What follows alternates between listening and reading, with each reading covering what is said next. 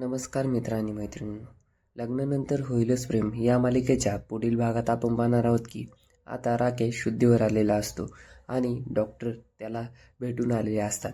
तर डॉक्टर सांगत असतात की राकेश शुद्धीवर आला आहे, पण आता तो बाहेर जाण्यासाठी सारखा हट्ट करत आहे, पण तुम्ही काळजी करू नका, त्याचं जे काय असेल ते आपण पाहूया आणि आम्ही स्पेशलिस्टसुद्धा बोलावला आहे. पण त्याचवेळी ईश्वरींनी अर्णवच्या मनात एक शंकेची पाल चुकचुकते आणि ते म्हणतात की हा नाटक तर करत नसेल ना.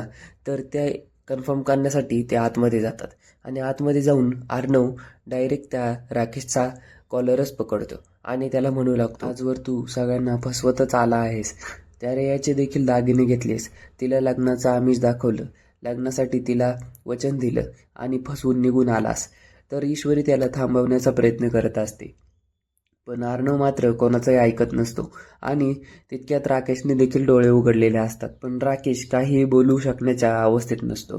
तर पुढे काय होणार हे पाहण्यासाठी आपल्या चॅनलला सबस्क्राईब करा आणि व्हिडिओला लाईक करायला विसरू नका. धन्यवाद.